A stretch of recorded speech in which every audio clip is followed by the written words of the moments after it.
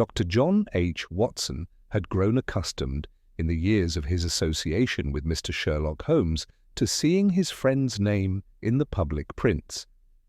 Whenever some obscure outrage or inexplicable burglary came to the notice of the London press, there was a fair chance that a few days later one might find in a modest column, buried beneath the advertisements for patent medicines and denture powders, a brief notice: "We understand that Mr. Sherlock Holmes, the well-known consulting detective of Baker Street, has placed his services at the disposal of the authorities."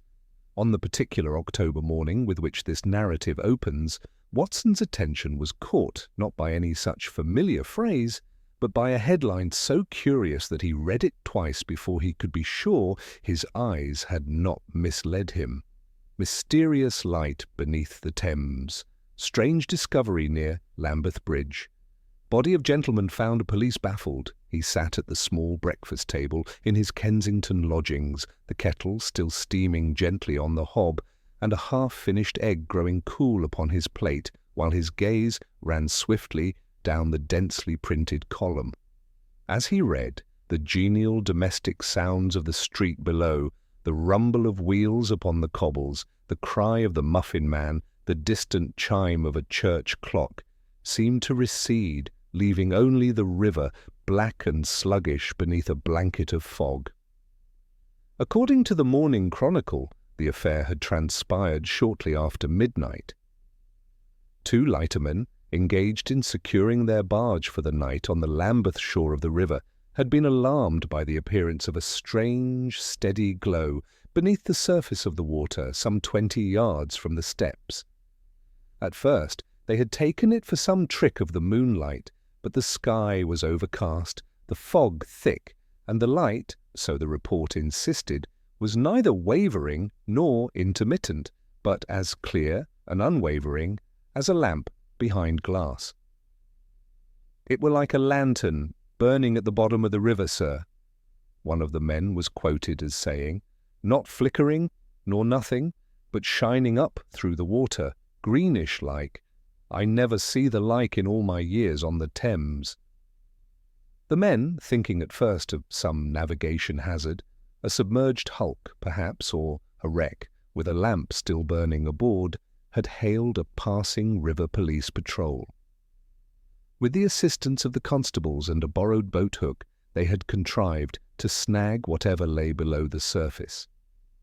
What they brought up from the depths of the Thames was not, however, a wrecked boat, nor the familiar sodden jetsam of the great river, but the body of a well-dressed gentleman of middle years, and clutched in his stiffened right hand an ordinary brass lantern, its glass stained and river-green, its wick still smouldering faintly despite its immersion. Watson's spoon stopped halfway to his lips as he reached this passage. The newspaper went on to describe, in the somewhat florid style of a junior reporter, how the watching crowd had cried out in horror as the ashen face broke the surface, and how one of the constables, displaying much presence of mind, had at once arranged for the remains to be brought to the river police station at Waterloo. It was not the unfortunate gentleman's death that seemed to have captured the imagination of the reporter so much as the uncanny detail of the light. "The most extraordinary circumstance," the article continued, "and one which has given rise to much speculation among those acquainted with the practical matters of the river, is that the lantern in question was observed to be still burning whilst beneath the water. Several responsible witnesses, including officers of the Thames Division, have attested to this fact. How such a phenomenon is to be explained, whether by some new invention or by properties not yet understood in the behaviour of light and water, we must leave to the scientific gentleman to determine." Watson frowned and leaned closer.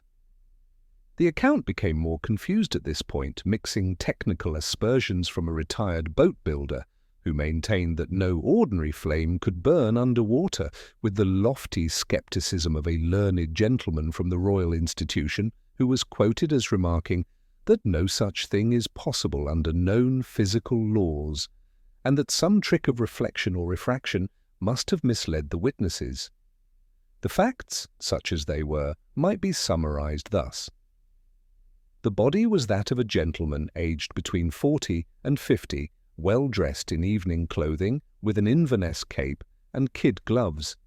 No hat had been recovered.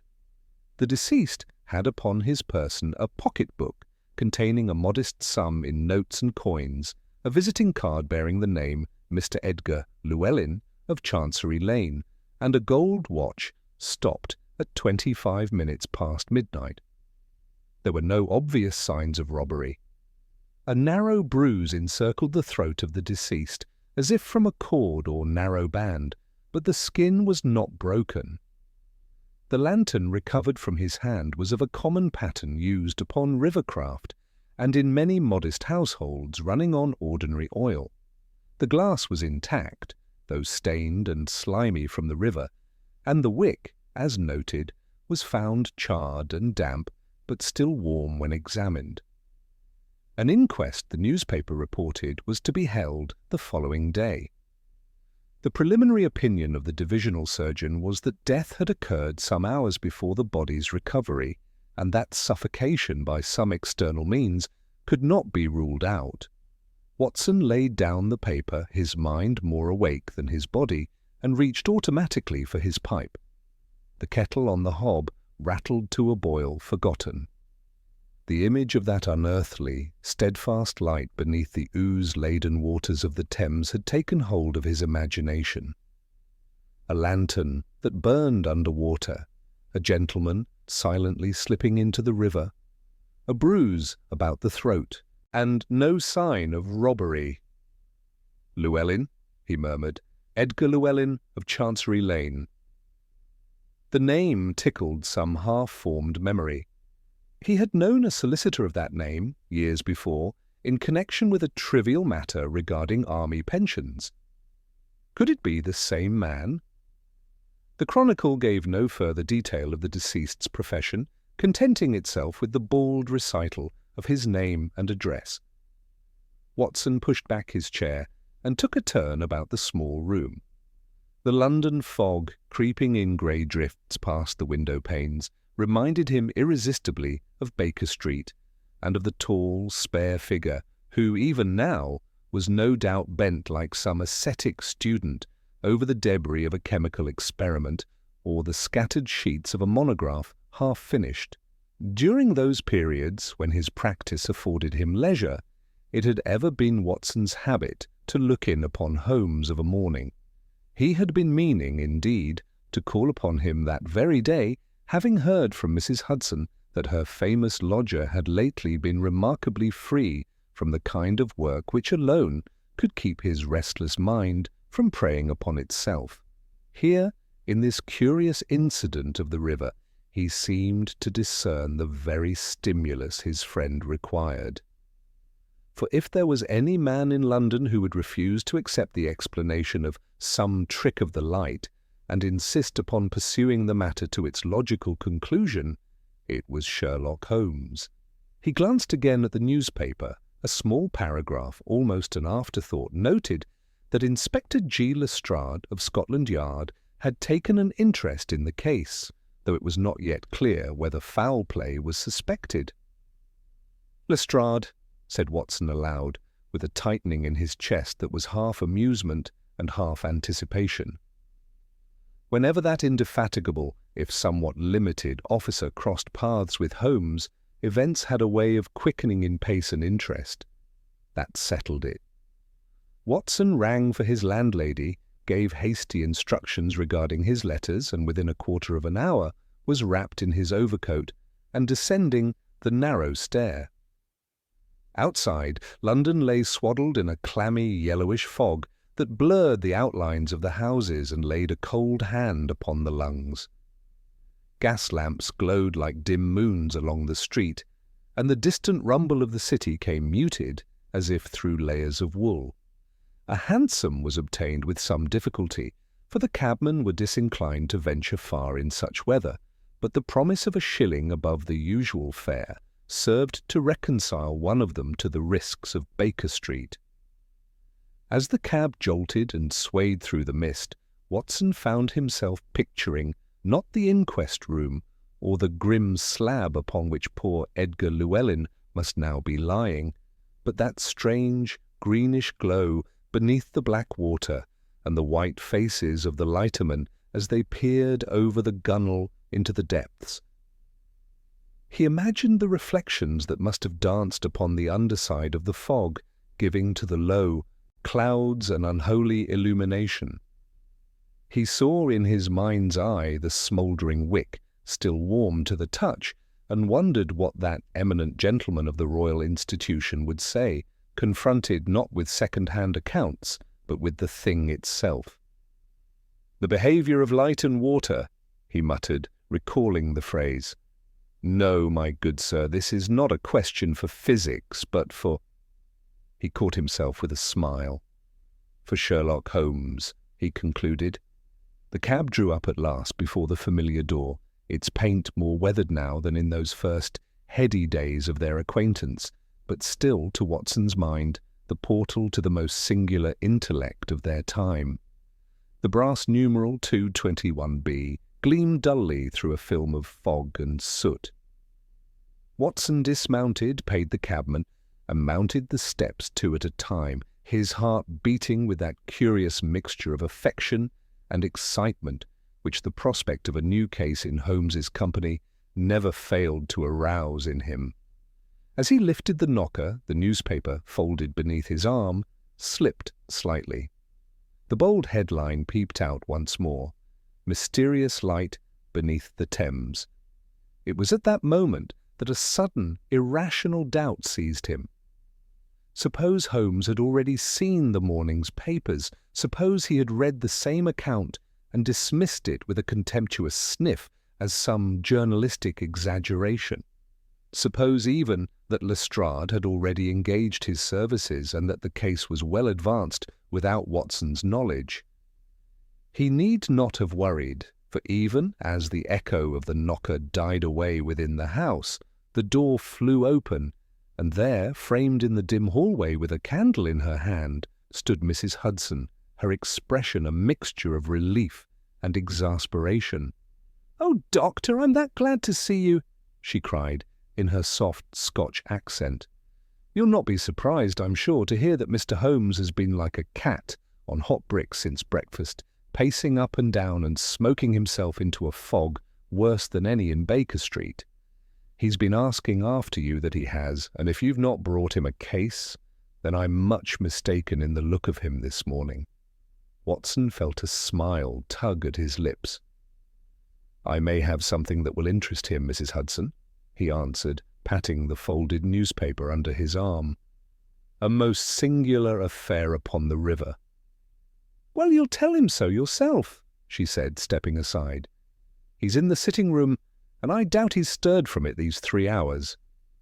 Do go in, Doctor, and see if you can't give him something better to think on than his own thoughts. Those are the worst of all, if you ask me." Watson passed her with a nod and mounted the familiar staircase. As he reached the landing, the pungent aroma of strong tobacco met him like a physical presence. Through the frosted glass of the sitting-room door, he could see the restless silhouette of a tall man moving back and forth before the fire.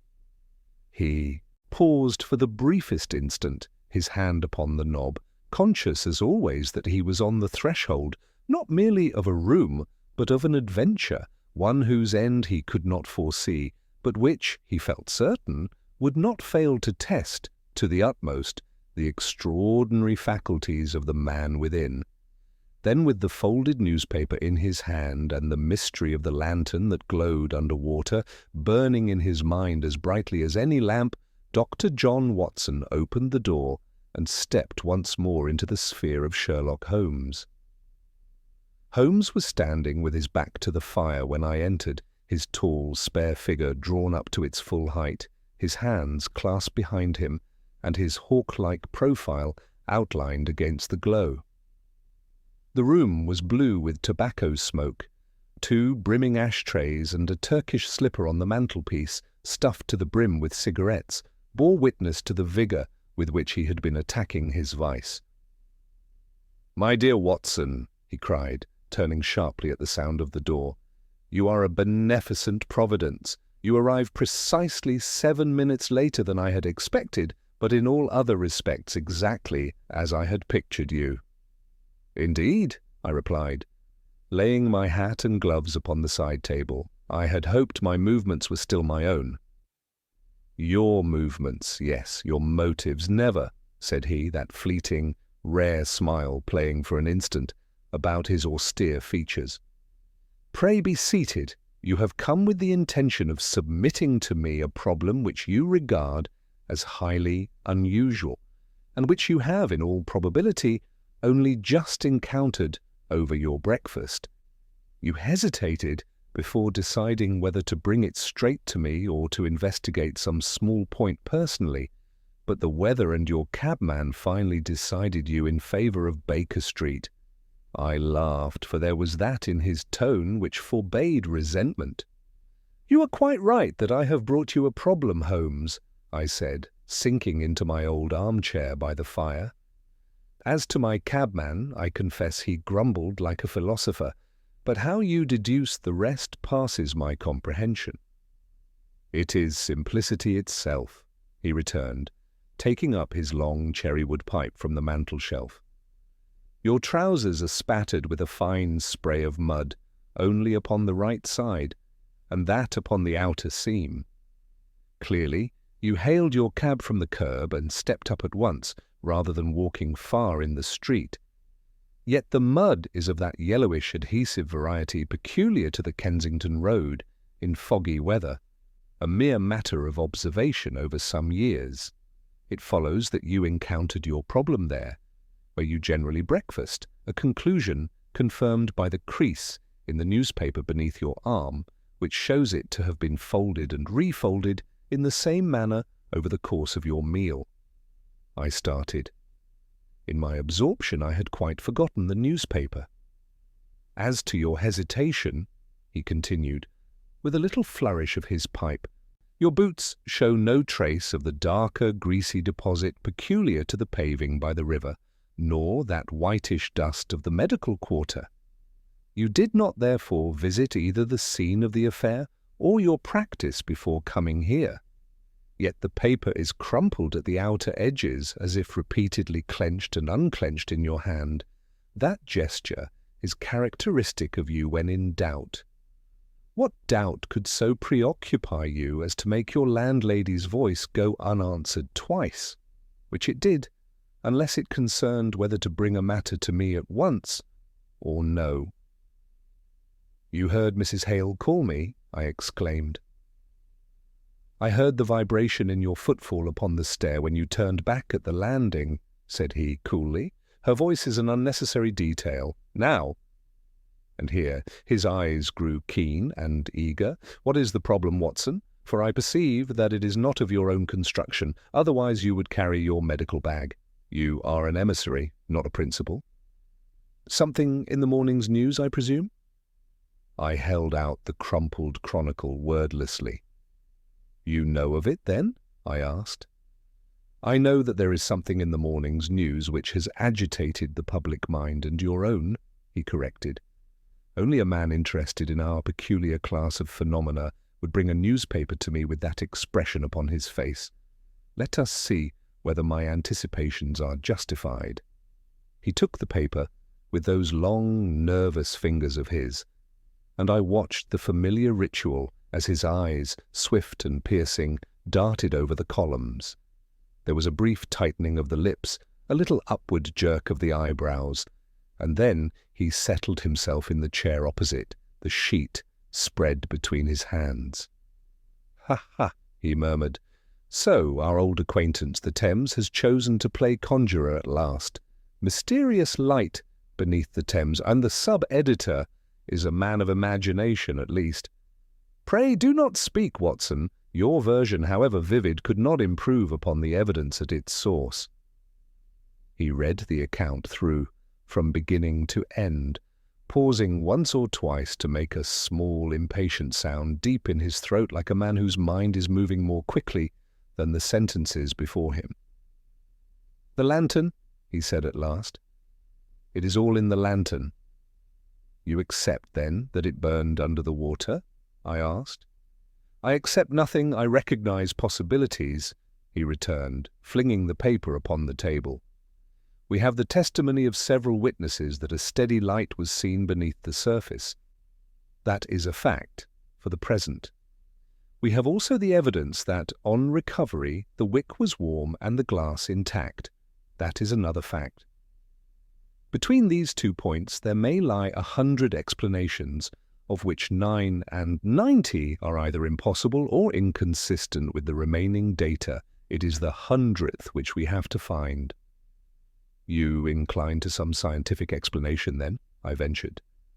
"Science, my dear Watson, is merely the systematic classification of facts," said Holmes. "Our learned friend of the Royal Institution assures the public that such an occurrence is impossible under known physical laws. It has not yet, apparently, occurred to him that the affair may have nothing whatever to do with physical laws and everything to do with human ones. A murder committed under the cloak of a miracle is none the less a murder." "You believe it to be murder?" "I believe that a gentleman of education, well-to-do, in evening dress, with money and a watch in his pockets, does not choose the Lambeth reach of the Thames at midnight and in a fog as the place in which to drown himself while holding a lit lantern in his hand," said Holmes dryly. "Suicide, as you know, is often irrational, but it is seldom grotesque." "The bruise about the throat may have been caused by a cord, a band, or a handkerchief," he interrupted. "It is enough that it exists. Add to it the river, the hour, the light, the absence of robbery, and the presence of Inspector Lestrade, and we have all the ingredients of a case which promises to be out of the common. Yes, Watson, I think we shall stretch our legs today." "You have been approached, then?" I asked in surprise. "Has Lestrade sent to you already?" Holmes nodded toward the mantelpiece. There, tucked behind the spirit lamp, lay the familiar buff of a telegraph form. "It arrived half an hour ago," said he. "Lestrade is like an old hound, slow to acknowledge that he is at a loss, but honest enough when he is. He merely states that an extraordinary occurrence has taken place on the river, that he suspects foul play, and that he would value my opinion and assistance. The message is brief, but the mere fact that he summoned me at all tells me that the case is beyond his usual run." He rose with that sudden, lithe energy which was so characteristic of him when his interest was aroused, and crossed to the violin case in the corner, only to close it again with a decisive click. "No," he murmured, "music is for problems that are insoluble.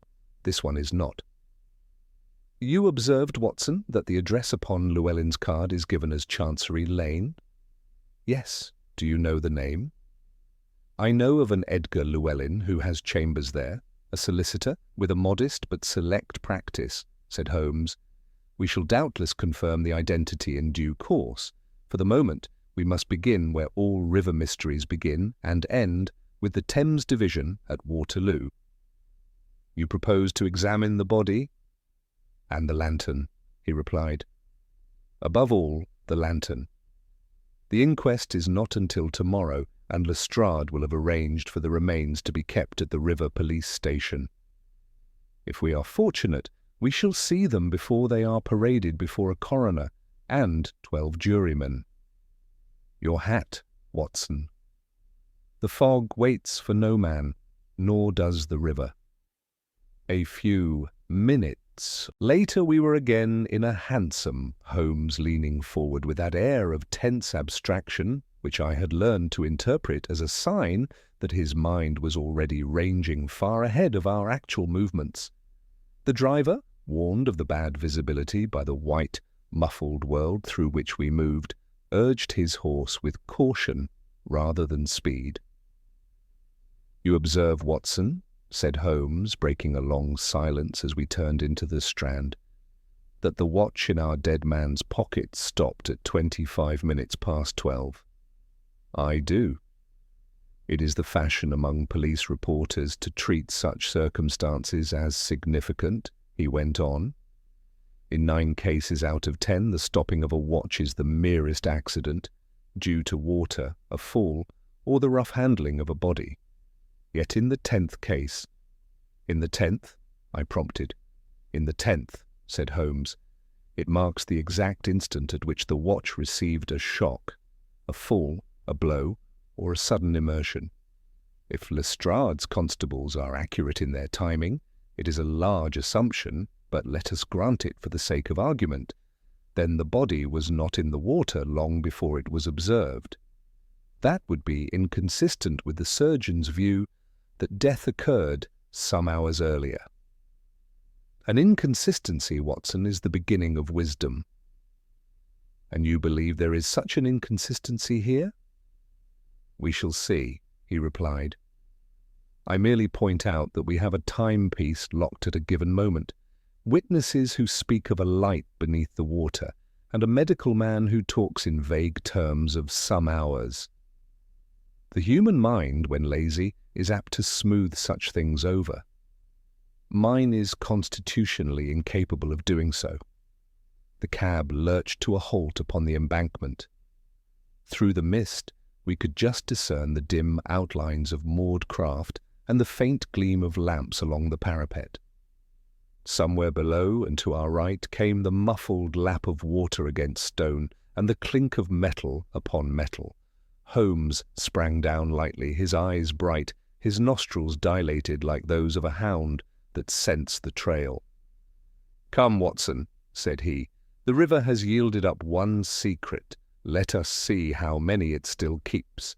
If I am not mistaken, that dim blur ahead is the door of the Waterloo River Station and the beginning of our inquiry into the lantern that glowed under water." Holmes pushed open the heavy door of the river station with a decisive hand, and the warmth and lamplight within washed over us as a welcome contrast to the clammy October fog outside. The familiar scent of damp wool, river mud, and strong disinfectant hung in the air, a smell I had come to associate with unfortunate ends and the beginning of Holmes's most curious investigations. Inside, an officer at a small desk looked up sharply, his eyes widening with recognition as Holmes stepped forward with the easy authority that seemed to travel before him like an invisible herald. "Mr. Holmes, sir," Inspector Lestrade said. "You might come. He's downstairs with the body now." "Excellent," Holmes replied, brushing a fine dusting of fog from his coat sleeve. "We shall join him at once. Watson, this way." We descended a narrow iron staircase, its steps ringing faintly under our feet. Beneath us, the river's slow pulse sounded through the stone walls, a deep and steady throb like the breathing of some vast and indifferent creature. The lower chamber was lit by a single oil lamp, the flame flickering in protest as the door swung open. Inspector Lestrade stood near the central table, his compact figure hunched forward in concentration as he examined the lantern which lay before him, wrapped in oilcloth. He straightened at our entrance, his narrow face creasing with relief. "Holmes, I was beginning to worry you wouldn't see my message in time. This is the queerest thing I've come across in years." Holmes removed his gloves with deliberate calm. "Your curiosity honors you, Lestrade. I trust you've kept the scene undisturbed?" "As undisturbed as a station full of river police can manage," Lestrade replied, stepping aside so we might approach. "The body's on the slab. Lantern's here. I've not let anyone tamper with either." Holmes inclined his head in approval and moved first to the lantern. It lay upon a piece of folded canvas, the brass dulled by its immersion, and the glass tinged with a greenish film from the river. Even motionless, it carried an eerie quality, as though some trace of the unnatural light still clung to it. Holmes bent low, turning it delicately in his fingers, while Lestrade and I waited in silence.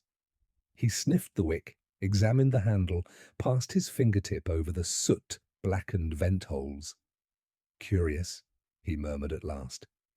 The wick charred unevenly, and the inner chamber is almost entirely dry. Watson, note that. A lantern which has been submerged for several minutes should show water within its seams. Lestrade frowned. But how could it stay dry? That glass is sealed only by a common latch. Precisely, said Holmes, a fact which raises two possibilities. Either the lantern was not submerged for as long as the body, or someone took measures to prevent water entering it. Some kind of waterproof coating, I suggested. Holmes shook his head. No coating would leave the glass so clear, nor the brass in such a state. But let us not outrun the facts. Tell me, Lestrade, who found the body? These lighter men, are they reliable witnesses? Honest river folk, Lestrade replied. Superstitious as crows, but steady enough. Their accounts match on every point. Holmes gave a small hum of acknowledgement and moved to the far side of the chamber. There, upon the stone slab, lay the body of Edgar Llewellyn. The poor fellow's evening clothes were stiff with the drying river water, his hair matted against his skull. A narrow band of bruising encircled his throat, a faint but unmistakable signature of deliberate force. Holmes stood over him with a heavy-lidded gaze that signalled the full engagement of his formidable faculties. His hands, so restless in ordinary hours, now hovered with the precision of a surgeon's. "Observe, Watson," he said softly. "The bruising is incomplete, merely a pressure mark, not the full ligature bruising one sees in strangulation. A cord applied momentarily, long enough to render him unconscious, perhaps, but not long enough to kill. Then the river." "Yes," said Holmes. "Drowning completed what the assailant began." Lestrade crossed his arms. "But then why the lantern? Why hold it if he was attacked?" "That," Holmes murmured, leaning down for a closer look, "is the heart of the matter. Notice his right hand, stiff, yes, but the position of the fingers suggests he was gripping something with purpose, not merely clutching it as it floated within reach. The skin between thumb and forefinger shows fresh indentations. He held the handle tightly before or during the ordeal." A cold shiver ran through me. "You mean he chose to bring the lantern with him into danger?" "Or," Holmes corrected, "he was forced to. This bruise on the wrist, do you see? A thumbprint. Someone seized him. Someone guided his hand to the lantern." Lestrade let out a low whistle, and this was staged. "Most certainly, although to what end remains obscure." Holmes stepped back from the body, his eyes narrowing as he surveyed the entire scene. "We must reconstruct, step by step, what is certain," he said. "A gentleman leaves or is lured from Chancery Lane late at night. He arrives, alive, somewhere near Lambeth, carrying a lantern. He encounters his assailant. There is a struggle. He is briefly subdued by pressure at the throat. The lantern remains in his grasp. He is then deposited into the river, either from the embankment or from a boat." "And the light?" I asked. "How could it burn below water?" Holmes lifted the lantern once more, holding it up so that the lamp's glow cast wavering reflections across the wall. "That, Watson, is the single feature that transforms a sordid crime into a puzzle worthy of attention. You recall I mentioned two possibilities. The first, that the lantern was submerged for only a matter of seconds before discovery, seems unlikely, given the witnesses' accounts." "Which leaves the second," Lestrade pressed. Holmes snapped the latch shut with a crisp click. "That the lantern was somehow rendered resistant to water before the event." Lestrade stared at him. "You mean the killer prepared it? Why in heaven's name would he go through such trouble?" "To create an impossibility," Holmes said simply. "To dress the corpse in a miracle. Men believe what they cannot explain. An unnatural light may draw a crowd, divert attention, confuse the eye, and delay suspicion. It is the perfect distraction if one wishes time to slip away unseen. But for what purpose? I asked. Holmes's gaze sharpened. That, Watson, is the question now before us, and there is one person who may shed light upon Llewellyn's final hours. He turned to Lestrade. You have the address from the pocket-book? Chambers on Chancery Lane. Then our next step, said Holmes, is to visit his rooms. The living often tell us more than the dead. I wish to learn who Edgar Llewellyn was, whom he trusted, and what business could draw a sober solicitor to the riverside at midnight with a lantern in his hand. Holmes strode to the stairs, his coat flaring behind him like a banner of purpose. As I followed, I glanced once more at the still form upon the slab, the shadowed bruise at the throat, and the eerie lantern resting mute beside him. The river, it seemed, had whispered only the first half of its story. The rest lay waiting in fog-filled London streets, in darkened chambers, in secrets held by men still drawing breath. Holmes was already at the door when I caught up with him. Come, Watson, he said, we have stood long enough with the dead. Now let us attend to the living before the fog swallows more than the Thames has given back. Holmes strode ahead of us as we emerged once more into the fog-laden air, the gas lamps along the embankment glowing faintly through the swirling haze, like tired sentries. The river's cold breath swept over us, bringing with it the lingering scent of mud and the distant clatter of chains upon metal. Holmes did not pause to take in the scene. His mind, I knew, had already left the river behind and was moving swiftly toward Chancery Lane. Lestrade attempted to keep pace, his shorter stride forcing him into occasional half-steps. I've sent a constable ahead to inform the porter at Llewellyn's chambers that we're coming, he said. The place should be open to us by the time we arrive. Holmes gave only the faintest nod. Very prudent. I trust the constable did not share more information than necessary. No more than that we wish to examine the rooms, Lestrade replied. Holmes glanced at him sidelong. Then that is one mistake avoided. In delicate matters, Lestrade, a single careless word may set half a dozen lips whispering before we have even begun. The inspector bristled slightly, though experience no doubt warned him that any protest would be futile.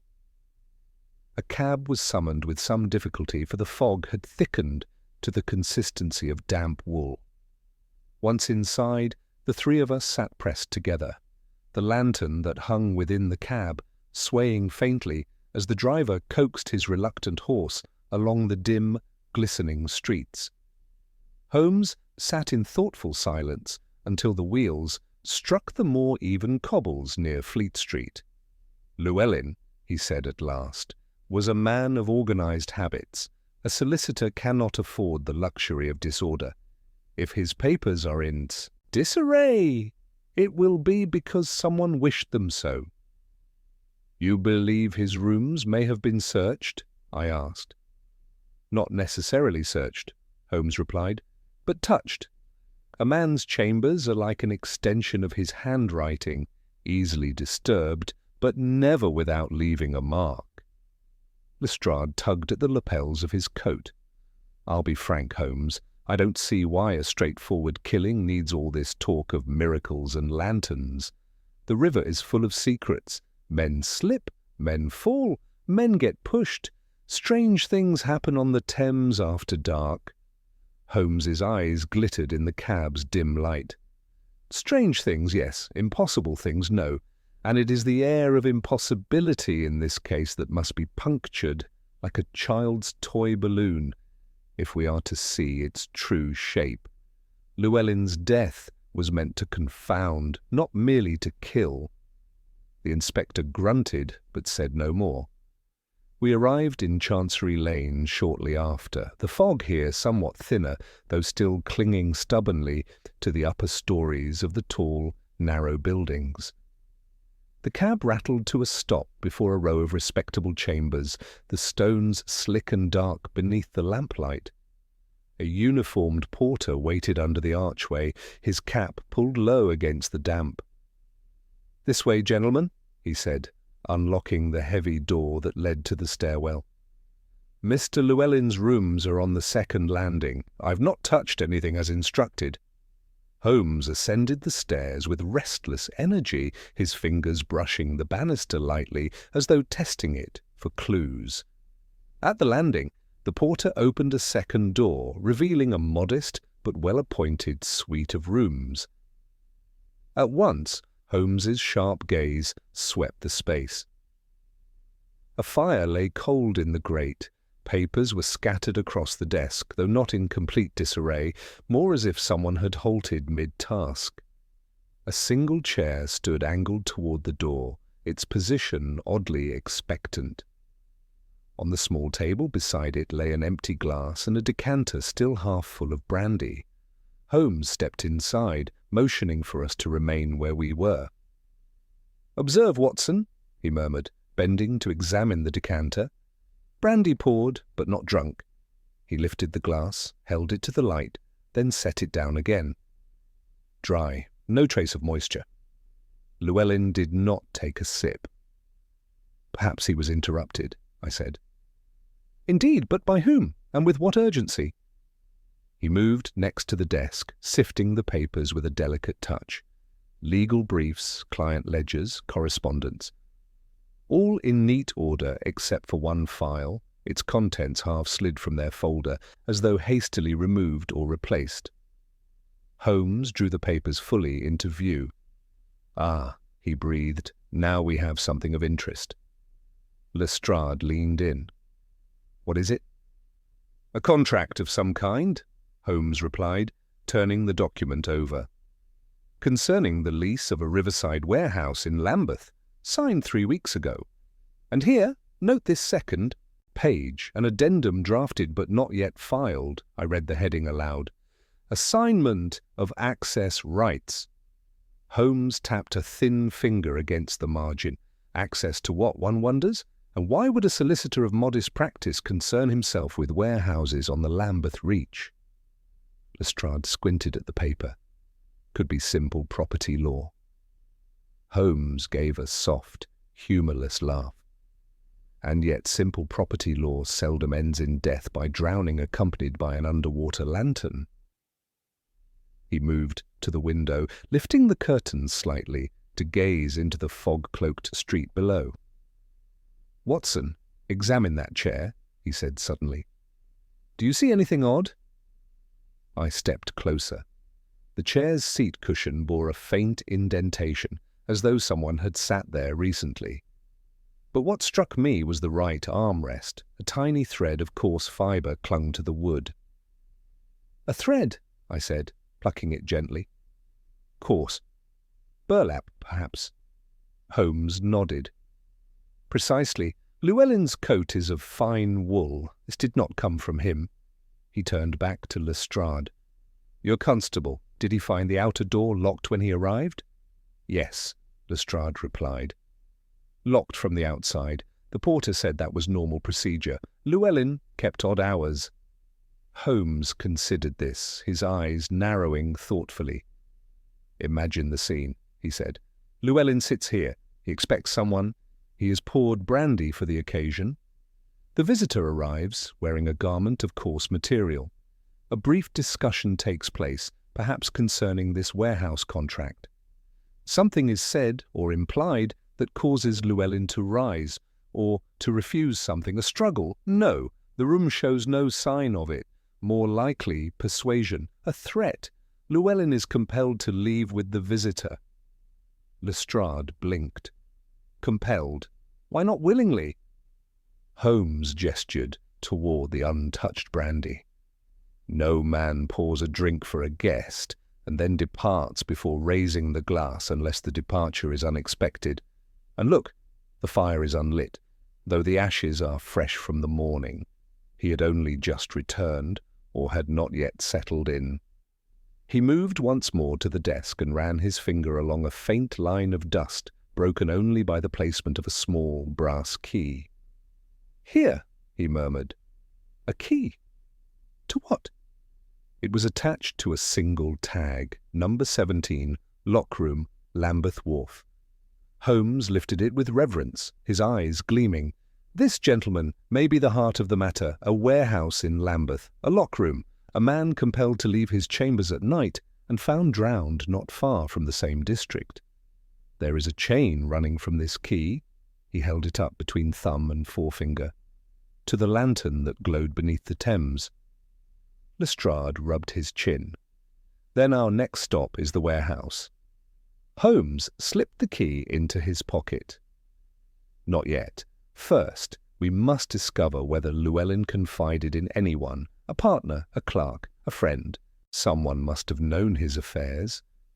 And I suspect," he added with a quiet certainty, "that whoever visited him last night will have left more than a single fibre behind." He gestured toward the corridor. "Let us speak with the porter. There is much he may have seen without realizing its importance." As we stepped out into the dim stairwell, the fog pressed against the windows like a living thing. The trail was narrowing. Each step, each clue, now pointed us toward the unknown visitor and the mysterious lockroom at Lambeth. And though the fog outside seemed thick enough to swallow the street whole, I sensed that Holmes, with that uncanny instinct of his, was already beginning to see through it.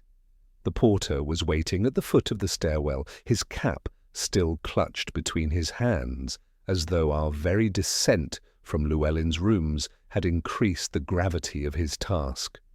His eyes flicked anxiously from Holmes to Lestrade and then to me, as if trying to gauge from our expressions whether calamity or mere inconvenience had befallen his tenant. Holmes gave him a brief nod of greeting. "Your name, my good man?" "Porter Higgins, sir. Been here 11 years. "Then you will be familiar with the habits of the late Mr. Edgar Llewellyn?" Higgins swallowed. "Late, sir? Then the rumours were true?" "I am afraid they are," Holmes answered quietly. "But your assistance may yet bring justice to the matter. Tell us, did Mr. Llewellyn receive any visitors yesterday evening?" Higgins hesitated, knuckling his cap. "He did, sir. One gentleman. Came near 10 o'clock it would have been." Holmes's eyes sharpened. "Describe him." "A tall man," Higgins said slowly. "Straight-backed, well-dressed, though not in any fashion I'd call familiar. Wore a long coat of rough brown cloth, looked like the sort one sees on wharf labourers, but cut too fine for a labourer's wage. And there was a smell about him. River smell, sir. Wet hemp and tar." Holmes exchanged a swift glance with me before continuing. "How long did he stay?" "Not 10 minutes, sir. Mr. Llewellyn saw him up at once. I remember it because the gentleman didn't sign the visitor's ledger, though the rule is plain. And when he left, he wasn't alone. Mr. Llewellyn left with him." Lestrade stepped forward. "Alone? You're certain?" "As sure as I stand here, sir. I waited to bolt the door after them. Mr. Llewellyn didn't say where he was going, but he seemed uneasy, pale like." "Afraid?" Holmes prompted. Higgins thought carefully. "Not afraid, sir. Resigned, maybe. Like a man who'd already made up his mind." Holmes paced a short line across the corridor, hands clasped behind him. "The man with the coarse coat?" he mused. "The fibre on the chair confirms it. Did you catch his voice, his accent?" "Not much, sir. He spoke soft, but with a bit of roughness underneath. Not a gentleman's tone, more like someone used to giving orders without raising his voice." "A foreman, perhaps," Holmes murmured, "or a man who commands by reputation rather than rank." Lestrade scratched his head. "Could be any number of men around Lambeth, Holmes." "Indeed," Holmes said, "and yet our suspect chose to disguise his rank. while retaining the confidence of authority. Curious. Higgins, did you observe whether Mr. Llewellyn took anything with him when he left? No, sir, not even his coat, just his hat and cane. Holmes's eyes glinted. Not his coat. Remarkable, I ventured. You think he expected to return quickly? Or was prevented from retrieving his belongings, Holmes replied gravely. This departure was not voluntary, it was compelled quietly, efficiently, and with enough subtlety to avoid attracting attention in a respectable building. He turned to the porter again. One more question. Did you recognize the visitor? No, sir. Though now that I think on it, there was something about his walk. The left foot dragged just a fraction. The sound was faint, but I noticed such things in the stairwell. Holmes stopped pacing. A dragging foot, he repeated softly. Yes, sir, as if the boot were heavy or the leg stiff. Holmes's expression changed, subtly yet unmistakably, to one of deepening interest. You have been of invaluable assistance, Higgins, he said. I advise you to speak of this to no one but Inspector Lestrade. Loose talk is the enemy of truth. We stepped back into the fog-chilled street, Holmes drawing a deep breath of the damp air, as though the city itself might yield its secrets to a man unwilling to inhale them. Lestrade turned up his collar. What now? The warehouse? All in good time, Holmes said. But first, Watson, what do you make of Llewellyn's behaviour? I considered his question. He expected a civil meeting. He poured brandy. He remained seated. Then something caused him to leave at once, without finishing his drink or retrieving his coat. Very good, Holmes said. Now consider the visitor, a tall man in a coarse coat, cut finer than its material suggests, a dragging foot, the scent of the river, and a refusal to sign the ledger. Someone he did not wish traced? I ventured. Just so, Holmes replied. Yet he climbed the stairs confidently. He'd been here before. Lestrade shook his head. How in blazes do you know that? Because, Holmes answered, a man unfamiliar with these chambers would hesitate at the landing or ask directions. Higgins would have noticed both. Our visitor knew precisely where he was going. A chill passed through me as Holmes continued. This is not the work of a thief, nor a jealous rival, nor a desperate client. This is the work of a man executing a purpose with practiced precision, and that purpose is tied not to Chancery Lane, but to the river. Lestrade muttered, The warehouse, then? Not immediately, Holmes corrected.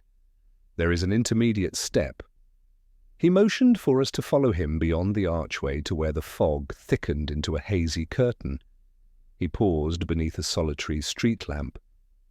Watson, when does a solicitor lease a warehouse but fail to file the final documents? When he is interrupted, I said. Yes, but interrupted by what? Holmes slipped the brass key from his pocket, turning it in the lamplight. By discovery, Watson. Llewellyn learned something at that warehouse, something that frightened him. He drafted an addendum to protect himself or someone else, and before he could file it, the man we seek visited him. I felt my pulse quicken. You think Llewellyn uncovered wrongdoing? I think, Holmes said quietly, that Llewellyn stumbled upon a secret powerful enough that a man killed him under the guise of a marvel, a secret hidden in a lockroom at Lambeth Wharf. Lestrade threw up his hands. And for heaven's sake, Holmes, let's go there. In due course, Holmes replied calmly. But we must not arrive unprepared and alert the wrong man. Our quarry is cautious, ruthless, and if he suspects pursuit, he will vanish into the river's underbelly. He turned, his eyes narrowing with that keen, predatory focus I had seen only in cases of exceptional danger. There is one man in London, he said, who knows more about the wharves, warehouses, and river gangs of Lambeth than all of Scotland Yard combined. Lestrade blinked. "Who?" Holmes gave a thin smile. "A certain informant of mine, a river pilot with an inconvenient fondness for opium and an excellent ear for gossip. We shall find him where the fog is thickest and the company least desirable." He began striding into the night, his coat billowing behind him like a dark banner. "Come, Watson," Lestrade. "If we are to understand the lantern that burned under water, we must first understand the man who placed it there." Holmes moved with swift certainty through the fog-shrouded streets, his steps neither hurried nor aimless, but bearing that unmistakable purpose which meant his mind had already leapt 2 or 3 stages beyond the rest of us. Lestrade and I followed closely as we made our way eastward, the lamps growing fewer and the buildings more dilapidated the nearer we drew to the river's less reputable haunts. "You've mentioned this informant before," I said, as we turned into a narrow passageway that reeked of damp rope and stale ale. "But I don't believe I've ever met him." "You have not," Holmes replied. "Our acquaintance is of a nature better suited to certain inquiries than to polite company. He has, on more than one occasion, provided invaluable guidance when Scotland Yard found itself out of its depth." Lestrade snorted quietly. "Most of these types are as slippery as eels." Holmes cast him a sidelong glance. "Slipperiness, Lestrade, is a trait to be deplored in a constable, but prized in an informant. A man who knows how to evade danger is precisely the man who knows where danger lurks." We descended toward the riverside, the outline of the wharf cranes looming like skeletal giants through the thick night. The fog hung low over the docks, blurring edges and transforming every distant figure into a ghostly silhouette. The air was heavy with the mingled scents of tar, fish, and the chemical smog that had grown so familiar in the London of late. At last Holmes turned into a rickety wooden structure, a decrepit tavern with a swinging sign that proclaimed "The Scuttle and Plough." The door creaked on its hinges as he pushed it open, and a wave of warm, stale air enveloped us. Inside, the light was dim, the crowd sullen, and the atmosphere thick with pipe smoke. Half a dozen patrons turned sluggish glances toward us, their expressions hardening at the sight of Lestrade's unmistakable bearing. Holmes raised a hand slightly. "Let me speak," he murmured. "This is no place for authority." Lestrade reluctantly stepped back. Holmes approached the counter with an easy familiarity that surprised me. The barkeep, a burly man with a flattened nose and suspicious eyes, stiffened as Holmes leaned forward. "A glass of your best gin," Holmes said pleasantly. "And a word with Caleb Pike." The barkeep's face twitched. "Pike ain't here." Holmes's smile deepened. "Indeed. Then you will be relieved to know I shan't detain you long. Simply inform him that his old friend with the violin case wishes to talk about the lantern on the Thames." A murmur rippled through the room. The barkeep froze. Holmes lowered his voice. "He will know the reference."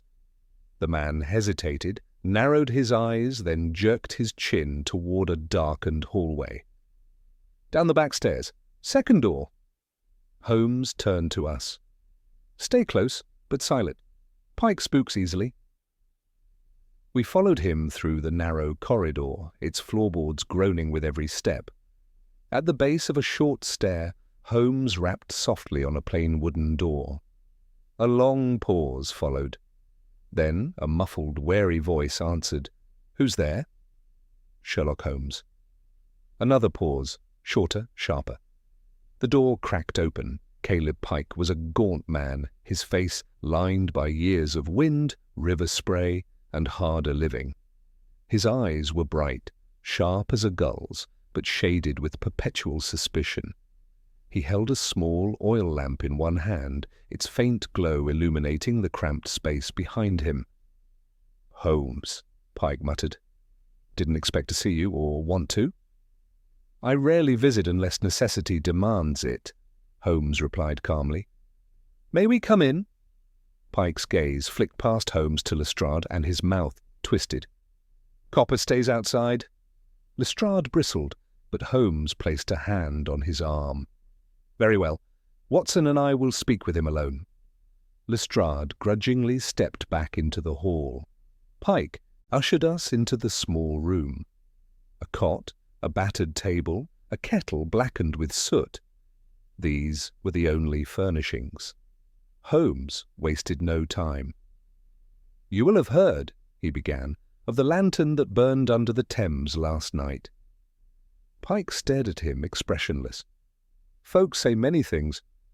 "Not folk tales, Pike. Facts. Witnesses observed a lantern beneath the water, glowing as steadily as if it were in open air." Pike's eye twitched, barely noticeable, but Holmes saw it at once.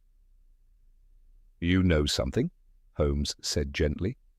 "Perhaps not the whole affair, but enough." Pike shifted uneasily. "I've heard whispers, that's all." "Let us hear them." He hesitated, then sat heavily on the edge of his cot. "There's been talk for weeks down Lambeth Way, blokes unloading crates after dark. No papers, no manifests. And a man, some call him Marsh, comes to inspect the work." "A tall man?" Holmes asked. "Coarse coat? A dragging left foot?" Pike looked up sharply. "You've seen him?" "Not yet," Holmes replied. "But it appears Mr. Marsh visited a solicitor shortly before that solicitor was found floating near Lambeth." Pike's face darkened. "Then Llewellyn's the poor devil they pulled from the river." Holmes inclined his head. Pike let out a slow breath. "Then you want to know what was in those crates?" "I don't know for certain, but I've heard whispers of lamps. Special ones. Lamps that ain't bothered by water." I felt a jolt.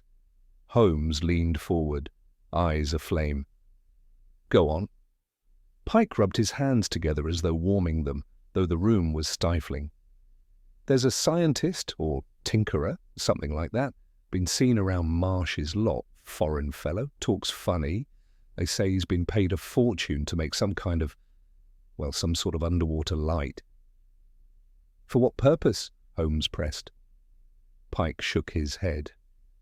"Don't know, but Marsh is mixed in deep, and he's dangerous, quick to silence anyone who asks questions." Holmes went very still. "Where is this warehouse of his?" Pike hesitated. "Holmes, if you go after Marsh, you'll be walking into deep water. And this time you might not float back up." Holmes straightened with a calm, cold determination. "Then it is fortunate, Pike, that I do not intend to drown." He handed Pike a small coin. "Your assistance will not be forgotten." As Holmes and I stepped back into the corridor, Lestrade hurried forward. "Well?" "What's the word?" Holmes's expression was grim. "We have a name, we have a warehouse, and we have reason to believe Mr. Llewellyn died because he learned something he was never meant to know." Lestrade's eyes widened. "Then we move now?" Holmes paused under the flickering lamp at the corridor's end. "No, we must proceed with calculation, not haste. Marsh is a cautious man, and if he suspects our approach, he will burn every scrap of evidence and vanish." He drew out the brass key once more, closing his fingers around it. "Tonight," he said softly, "we prepare. Tomorrow before dawn, we visit the lock-room at Lambeth Wharf." The fog outside pressed closer, as though listening. Holmes set a swift pace as we left the tavern behind, the river fog swallowing the ramshackle building almost as soon as its door creaked shut behind us. Lestrade kept close, determined not to lose sight of Holmes's silhouette, even for a moment in the thickening gloom. "This Marsh," Lestrade muttered. "If he's half as dangerous as your friend suggests, perhaps we ought to bring a squad from the yard before morning." Holmes did not break stride. A squad would be the surest way to alert him. Marsh strikes me as the type who knows every unfamiliar footfall within 100 yards of his warehouse. No, Lestrade, if he is to be caught, it must be by outthinking him, not outnumbering him. "And this inventor the man mentioned?" I asked. The foreigner working on underwater lights. "A crucial figure," Holmes replied. "Whether willing participant or prisoner, we must assume he is the architect of the lantern's peculiarity. And if Marsh is hiding such a man, it suggests a broader enterprise, one requiring secrecy, funds, and ruthless silence." Lestrade blew into his gloved hands. "You're painting a grim picture." "I fear the reality may be grimmer still." We reached Fleet Street once more, the lamps here brighter and more frequent, though fog dimmed their reach. Holmes paused under one, his face briefly illuminated, as he drew a small notebook from his coat. "Watson," he said, tapping the brass key's tag with a forefinger. "Lock room number 17 at Lambeth Wharf, Marsh's supposed domain. Llewellyn leased a warehouse near that same location 3 weeks ago." "To what end?" I asked. "That is precisely the question." Holmes's eyes shone with sharp concentration. "But tonight we cannot risk blundering into Marsh's territory unprepared. I intend to study the wharf's layout, its patrols, its shadows. Only then will we be equipped to act." Lestrade looked dismayed. "You mean to go surveying the wharf alone in this pea soup? That's reckless, Holmes." Holmes smiled faintly. "Recklessness is rushing into danger without understanding it. I rush nowhere blindly. Besides, I shall not be alone. Watson will accompany me." I blinked. "I will." "You will," he confirmed cheerfully. "Your eyes, Watson, are often less clouded by expectation than mine. And should Marsh's men be watching, 2 passers-by in foggy conditions raise little suspicion." Lestrade huffed. "And I?" "You will return to the yard," Holmes said decisively, "to assemble a discreet backup force, not a squad, 6 plainclothesmen, all trustworthy. Have them ready before dawn, but keep them well away from Lambeth until you receive my signal." Lestrade hesitated, then nodded. "Right, I'll do it your way, Holmes. Heaven help us if you're wrong." Holmes clapped him lightly on the shoulder. "Heaven will have little say in the matter. Logic, however, will guide us well enough." Lestrade departed toward the main road, disappearing into the fog. Holmes turned immediately toward the east. "Come, Watson, we go to Lambeth." The cab ride southward was a quiet one. Holmes sat with hands steepled beneath his chin, his gaze fixed unwaveringly on the thick mist outside. I did not interrupt. By long acquaintance, I knew that this silence was not brooding, but calculation. When at last we reached the embankment near Lambeth, Holmes requested the cabman wait for us at a safe distance. We disembarked into the swirling veil of night air, the river's monotonous lap against stone growing louder as we approached the wharf.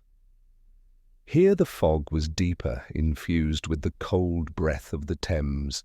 Massive, indistinct shapes loomed on either side, warehouses, barges, cranes, and somewhere a chain clattered faintly like distant armor. Holmes moved with soundless steps, pausing occasionally to examine the ground with his lantern shielded by his coat. "Footprints," he whispered. "Many.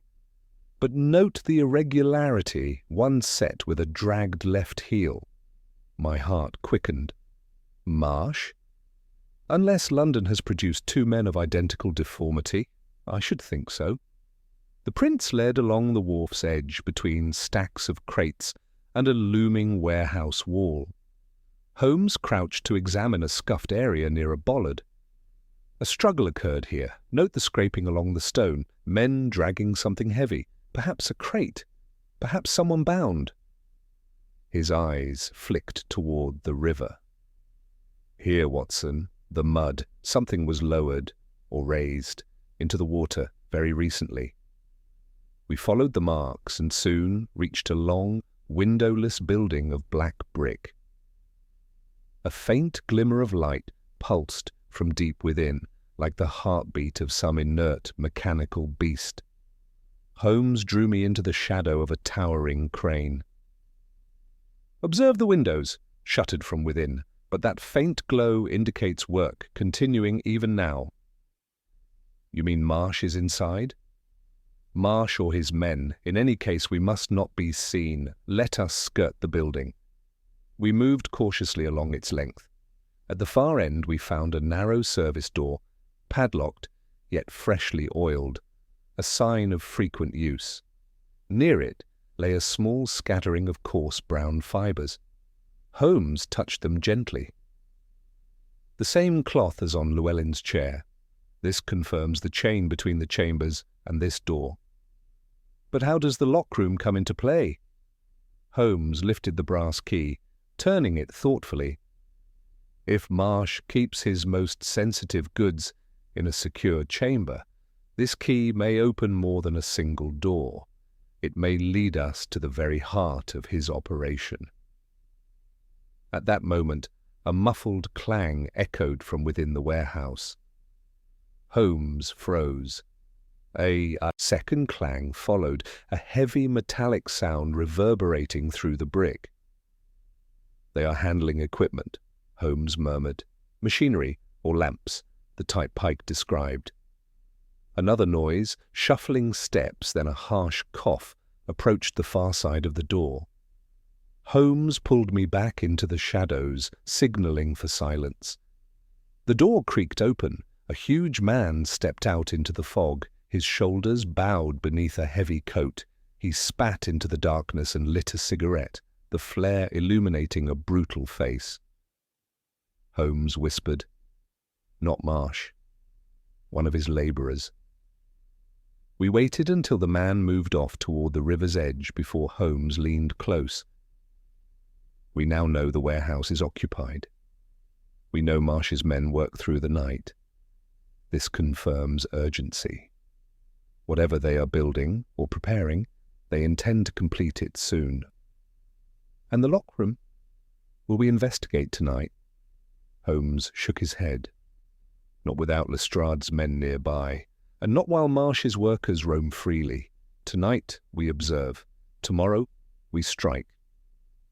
He stepped from the shadows, gazing into the swirling darkness with the fierce focus of a falcon watching its prey. "Come, Watson," he said. "We have learned what we needed. Now we must depart as quietly as we arrived."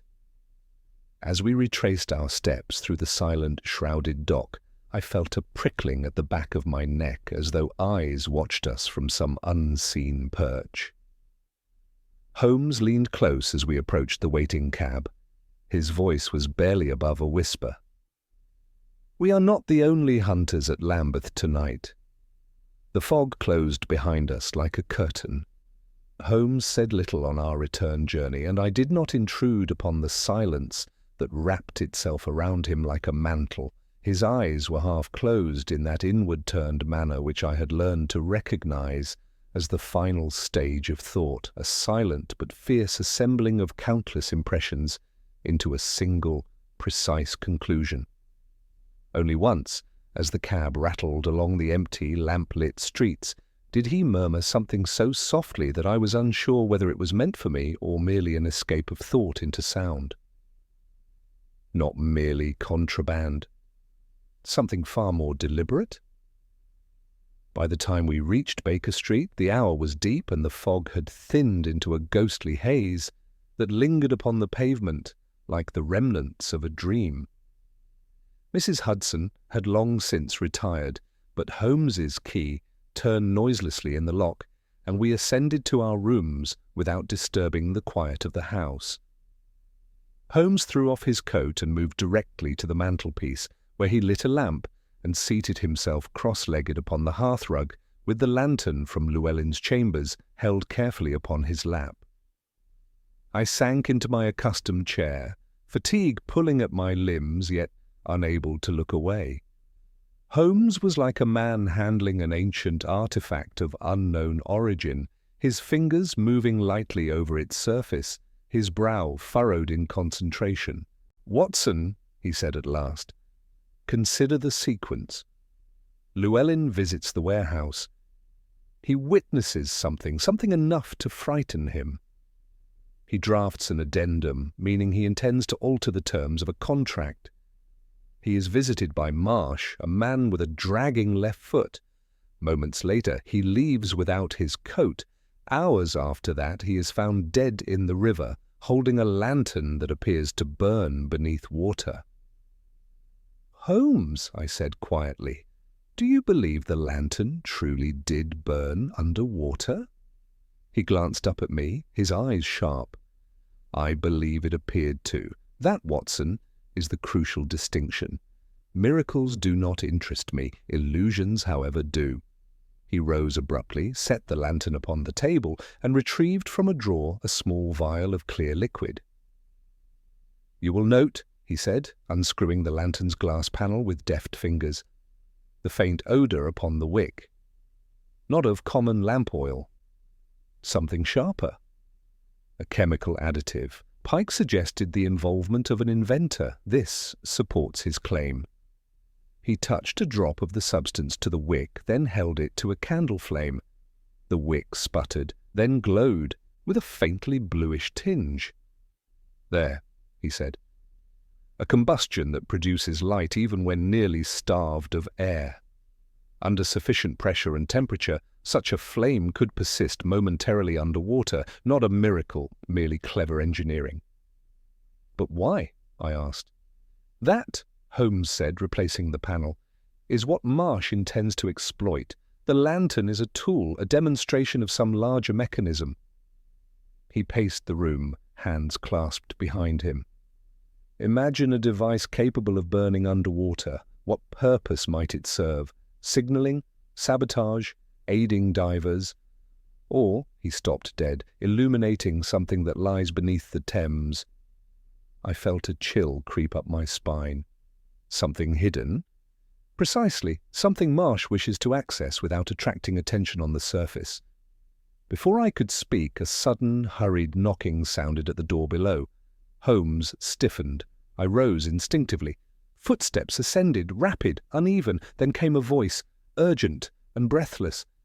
"Mr. Holmes! Mr. Holmes, sir! Are you awake?" Holmes flung the door open. There stood Inspector Lestrade, his hat askew, breath clouding in the cold air of the stairwell. "Holmes," he gasped, "we've trouble. Your river pilot, Pike, they found him." Holmes's face hardened. "Alive?" "Barely. Down by the wharf. Someone coshed him good and left him in the mud." I gripped the arm of my chair. Good heavens, was Marsh responsible? Lestrade shook his head grimly. Just before he lost consciousness, Pike managed to say one thing, one word. "Warning." He kept trying to repeat it. Holmes's eyes darkened. "Warning? For us?" "I don't know," Lestrade said, but he was clutching something. When the constable pried it from his hand, they found this. He produced from his coat a scrap of thick, waxed paper, crumpled and smeared with river sludge. Holmes seized it and held it to the lamplight. It was a torn fragment of a map, clearly drawn by hand. Faint lines marked the Thames bank, with numbers beside various structures.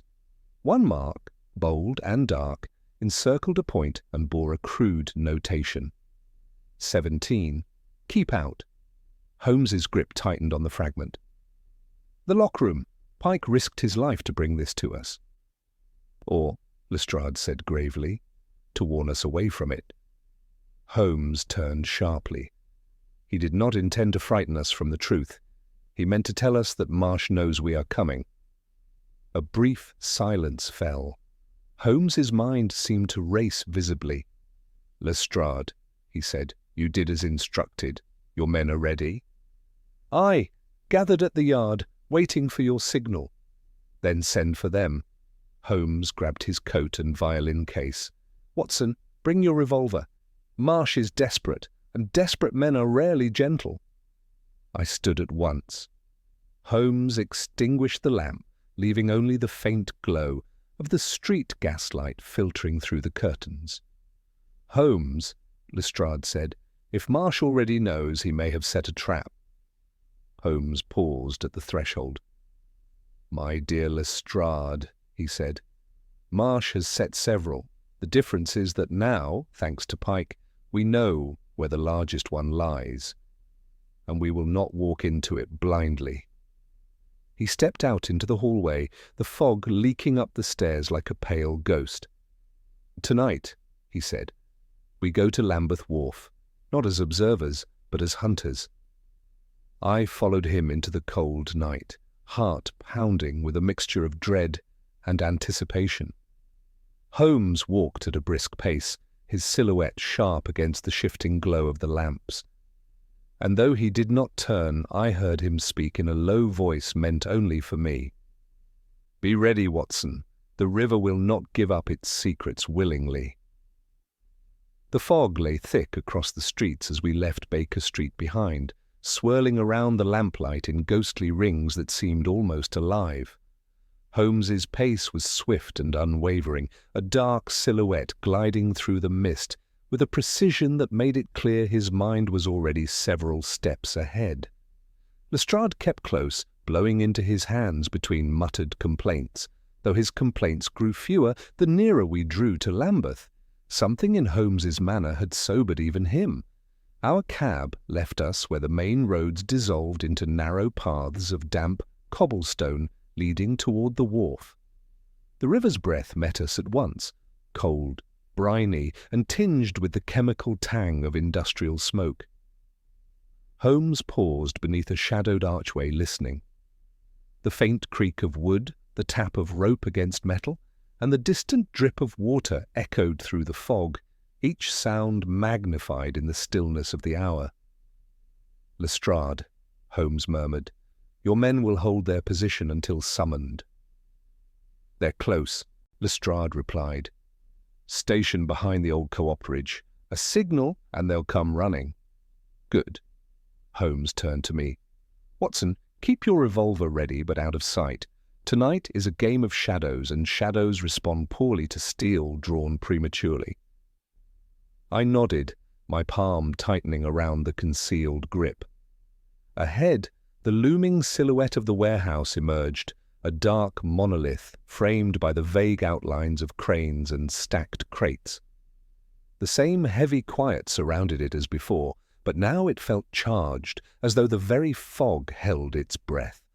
Holmes led us along the wharf's edge, moving noiselessly between the crates. His hand brushed the warehouse wall as he felt for vibrations, and he paused briefly at the same scuffed patch of stone where earlier he had deduced a struggle. "The sand has been disturbed anew," he whispered. "Within the last 2 hours, Marsh still moves." Lestrade stiffened. Then Pike's warning was timely. Holmes's eyes glinted. "Indeed, it means Marsh knows danger approaches, and that paradoxically he may take greater risks. A man who feels hunted often reveals more of himself." We reached the narrow service door guarded by the oiled padlock. Holmes knelt, examining it in silence. "Still undisturbed," he murmured. "Marsh has not sealed this entrance since our earlier visit. Curious. One would expect a man of caution to alter his vulnerabilities." "Perhaps he's confident we won't find it," Lestrade offered. "Or perhaps he wishes us to," Holmes countered softly. "A trap may appear as an oversight." A faint metallic clang sounded from inside the warehouse, followed by the low rumble of machinery. Holmes rose instantly, his focus sharp. "They are preparing something," he said. "Something requiring power and haste." We skirted the warehouse until we reached its far end, where the wall met a jutting platform overlooking the river. Here the fog thinned enough for us to make out the faint impression of a moored barge, long, low, and burdened beneath a tarpaulin. Holmes crouched. "There, the barge is new." Lestrade squinted. "There are always barges here." Not like this one, Holmes replied. Note the reinforcement along the sides, freshly welded, and the absence of a name. This vessel is meant to go unnoticed. He approached the edge of the platform, peering down toward the barge's hull. A soft glow pulsed beneath the tarpaulin. Not steady, but rhythmic, like the faint breathing of some hidden beast. "Holmes," I whispered, "is that—" "Yes," he said. The same glow Pike described, the same that appeared beneath the river. I felt a tightening in my throat. "They are testing the lights." "Or installing them," Holmes corrected.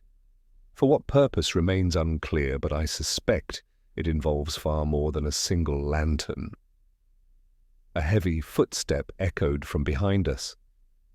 We spun as one, Holmes already half in a defensive posture, but it was only a ragged figure emerging from the fog, a dock labourer, staggering slightly, clearly intoxicated.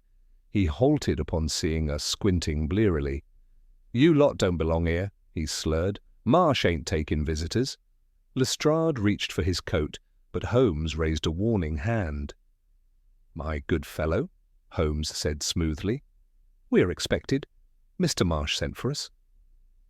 The labourer frowned, confused. "He did?" "Of course," Holmes said.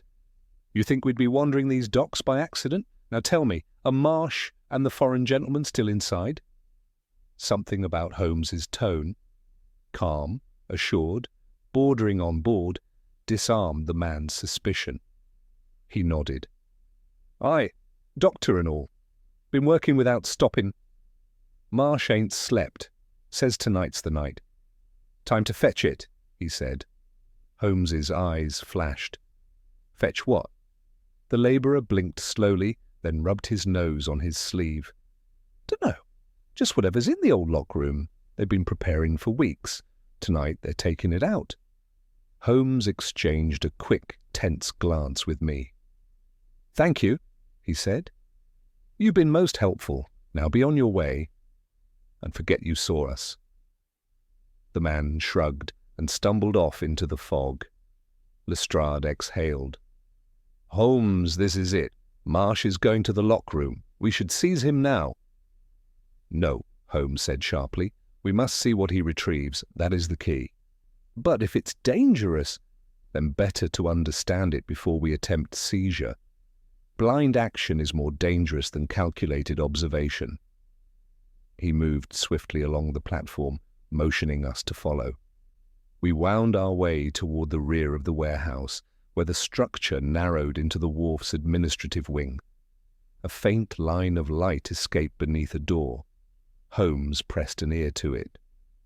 Muffled voices could be heard within, one sharp and commanding, the other softer, tremulous, the foreign inventor, no doubt. "Ready in minutes?"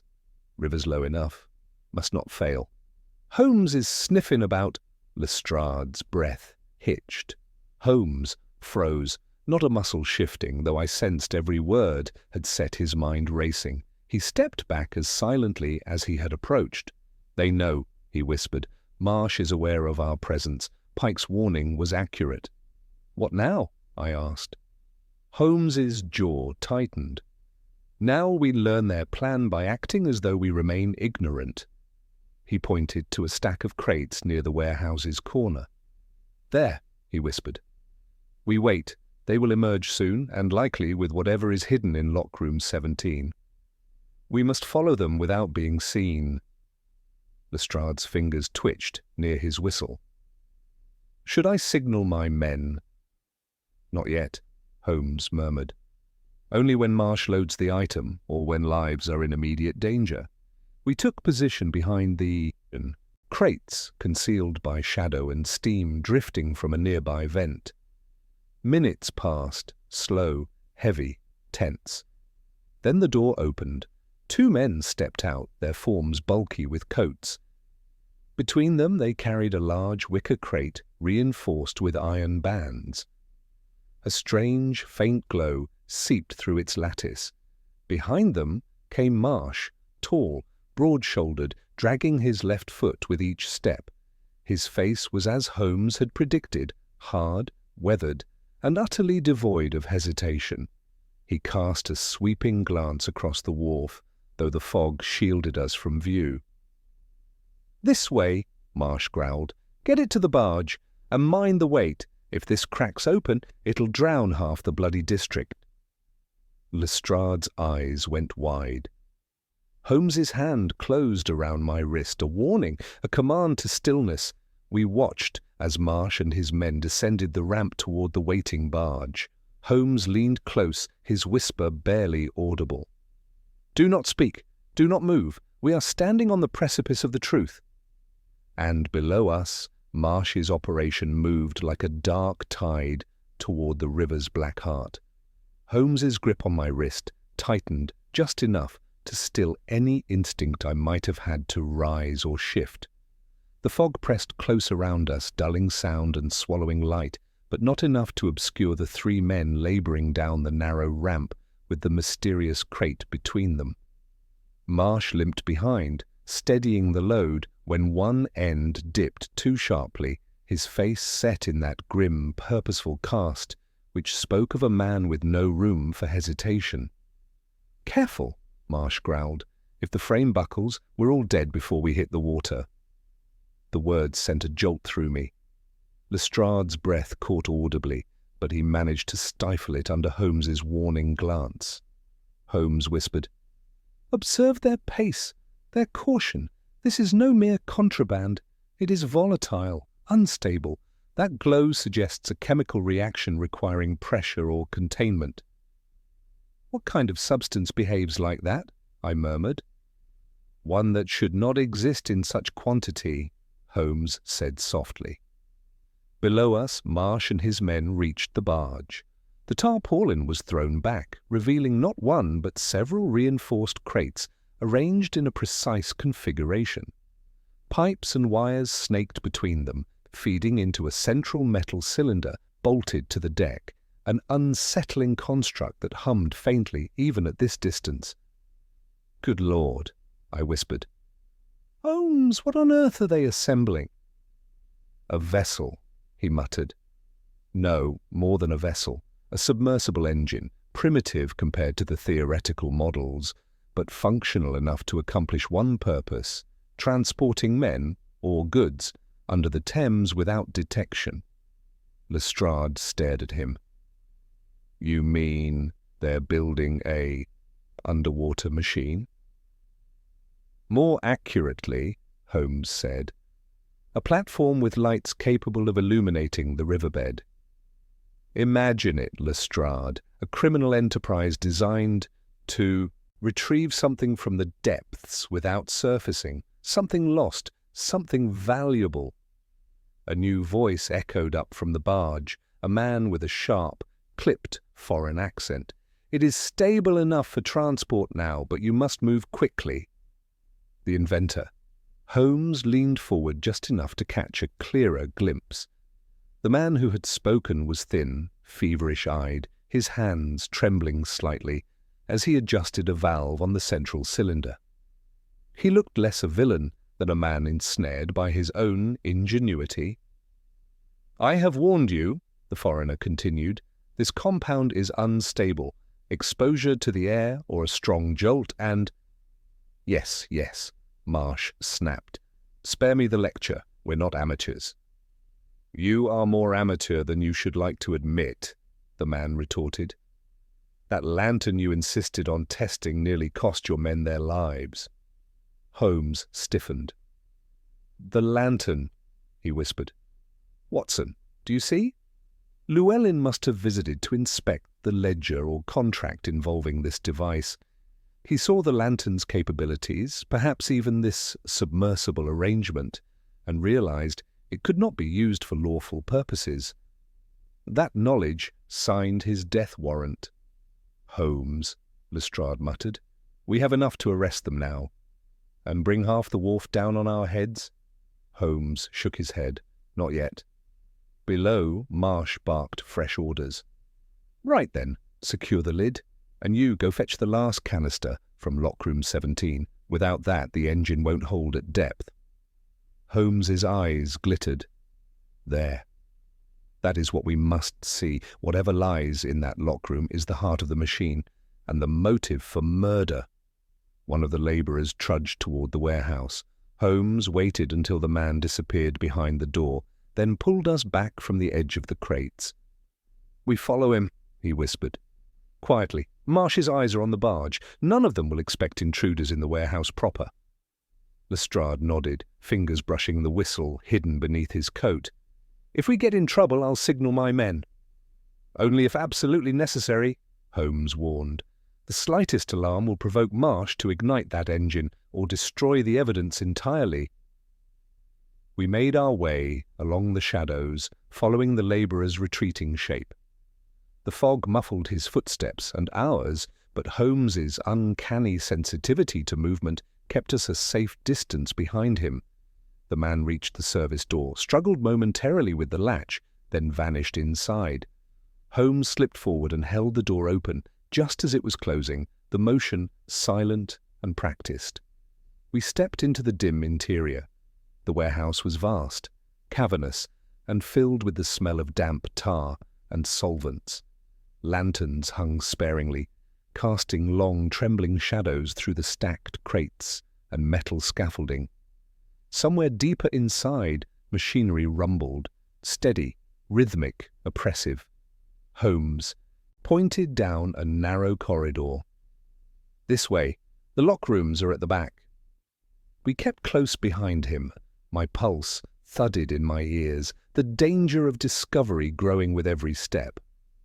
The labourer's figure bobbed in the distance, the light from his lantern guiding him toward a heavy iron door marked Lock Room 17. Holmes pressed a finger to his lips. The labourer produced a key from his coat and unlocked the door, grumbling under his breath about the cold. He stepped inside. Holmes counted softly under his breath. 3, 2, 1. Then he sprang forward with the silent precision of a striking panther. He caught the door before it closed, slipped inside, and motioned sharply for us to follow. The labourer had his back turned, rummaging through a set of shelves piled with sealed canisters. Holmes struck him once, cleanly, swiftly, behind the ear. The man collapsed without a sound. Lestrade's eyes widened. "Holmes, good heavens!" "Quiet. He will awaken soon enough, none the worse for it." Holmes turned his attention to the shelves. Rows upon rows of metal canisters lay neatly arranged, each marked with a sigil I did not recognize. An angular symbol resembling a stylized flame with a bar across it. "What is this?" I whispered. Holmes picked up one canister with infinite care. "A stabilized oxidant compound, experimental, volatile, precisely the substance needed for combustion under water." He set the canister down gently. "With enough of this," he murmured, "Marsh could illuminate and excavate almost anything below the Thames." "Excavate?" I echoed. Holmes's expression grew grave. "The river holds many wrecks, Watson, ancient, forgotten, or deliberately sunk. Something Marsh desires lies beneath it, and he intends to reach it with this machine." Lestrade stepped closer. "We must confiscate the lot and arrest Marsh on the spot." Holmes shook his head sharply. "Not yet. If he realizes the canisters are missing, he will flee and take the foreigner with him. We need Marsh to lead us to his ultimate goal." A sudden shout echoed from outside the lockroom. Holmes's eyes narrowed. "They've discovered the labourer missing." Footsteps pounded across the warehouse floor. Holmes seized a canister and pressed it into my hands.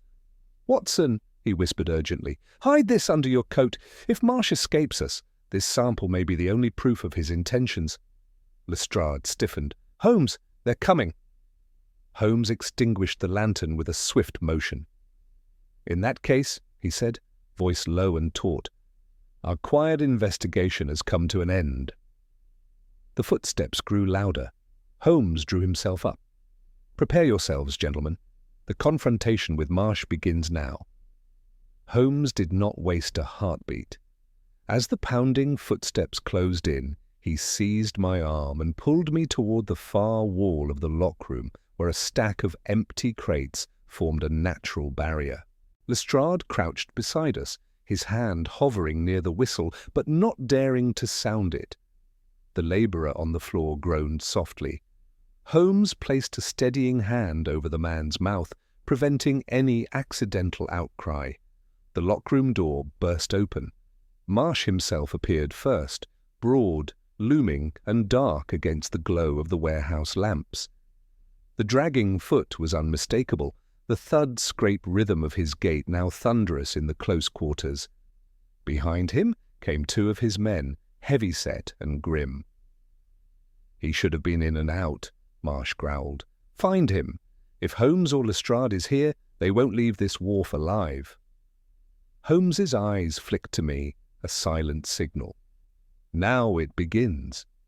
As Marsh stepped deeper into the lockroom, Holmes rose with the suddenness of lightning, his voice cracked out like a whip. "That is quite enough, Mr. Marsh." Marsh spun, startled, but only for an instant. His hand shot toward a revolver, holstered beneath his coat. Holmes had anticipated it.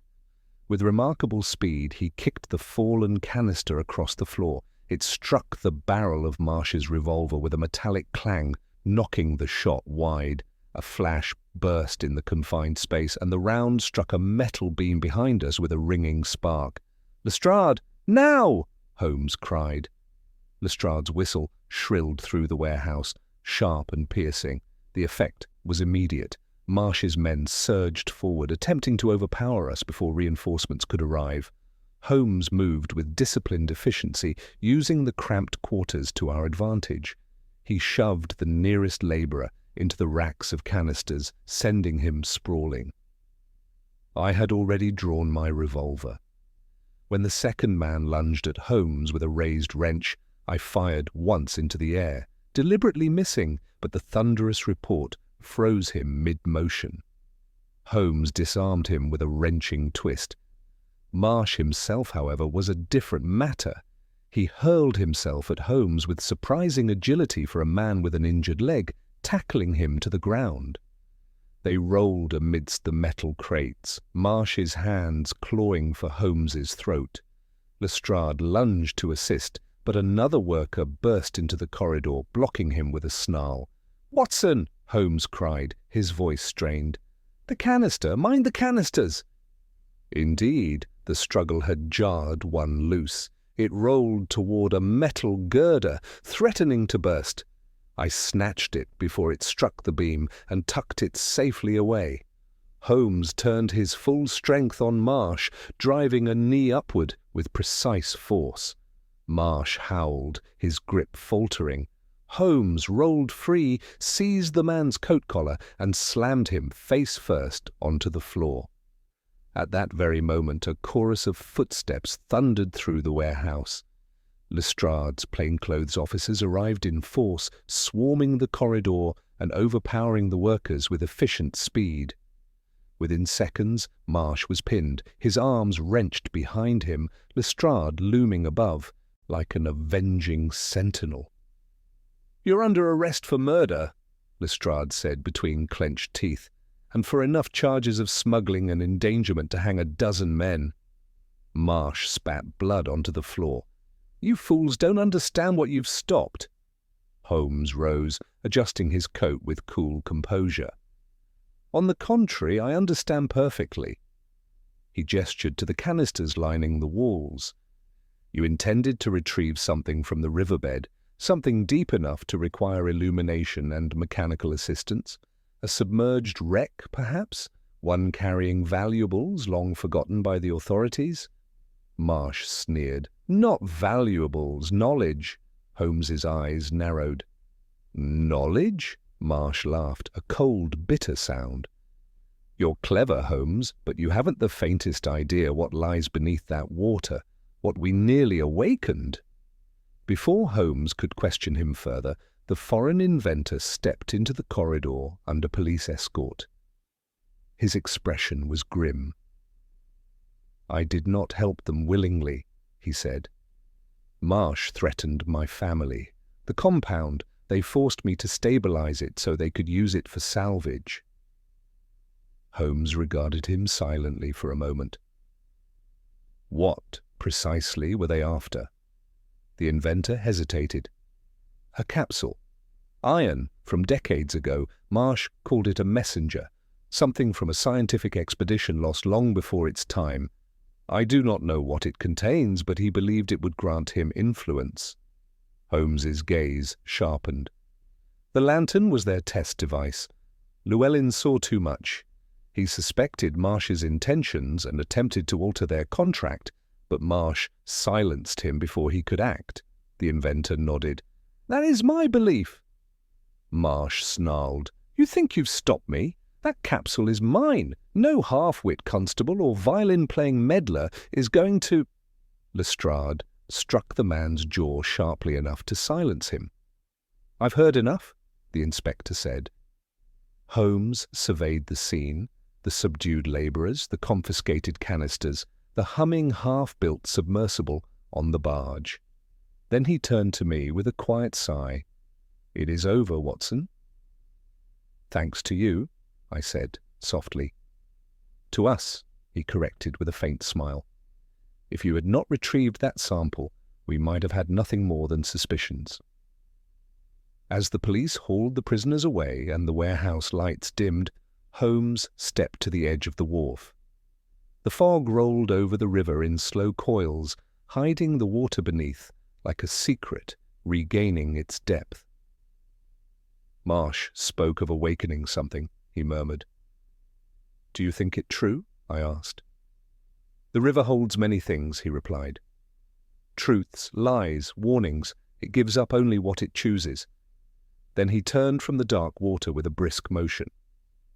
"Well, Watson, let us leave the Thames to its mysteries. Mrs. Hudson will be fretting over the state of our coats." "And your dinner?" I added. Holmes chuckled. "A far more urgent matter, I assure you." We walked back toward the waiting cab, leaving the fog, the river, and the lingering glow of that impossible lantern behind us.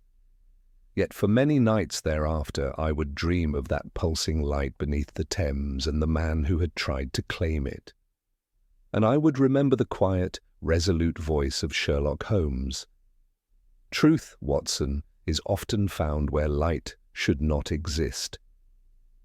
The case of the lantern that glowed underwater was at last concluded, yet its eerie brilliance lingered in my thoughts long after the fog of Lambeth had cleared.